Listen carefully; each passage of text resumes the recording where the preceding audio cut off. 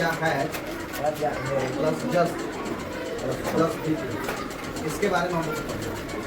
जैसे कोई कहता है ना, जैसे कोई कहता है वह अभी अभी खाना खाया है, वह अभी अभी खाना आया है। आप लोग अभी अभी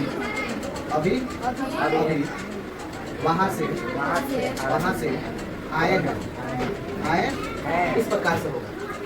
रोहित शर्मा ने अभी अभी शतक लगाया है, होगा ना। विराट कोहली ने अभी अभी सेंचुरी से चुका है, होगा ना जी।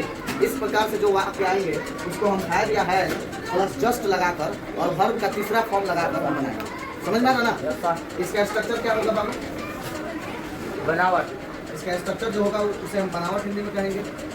और उसका सबसे पहले हम लिखेंगे सब्जेक्ट, तब लिखेंगे हैव या हैज ना हो, तब लिखेंगे हम जस्ट, तब लिखेंगे हम वर्ब का तीसरा रूप, और तब लिखेंगे हम और लास्ट में क्या दे देंगे फुल स्टॉप।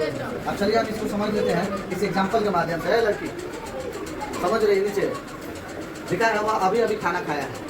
ये तो सब लोग जानते हैं कि जिस हिंदी वाक्य क्रिया का अंत में चुका है, चुकी है, चुके हैं या ई ए है इत्यादि शब्द आता है तो हम उसे प्रेजेंट परफेक्ट टेंस में जानते हैं ना जी। प्रेजेंट परफेक्ट टेंस में जानते हैं। तो ये प्रेजेंट परफेक्ट टेंस का ही सेंटेंस है, लेकिन इसमें एक नया शब्द जुड़ गया अभी अभी। और अभी अभी का अंग्रेजी हमको सिर्फ क्या लगा देना है? जस्ट लगा देना। ठीक है।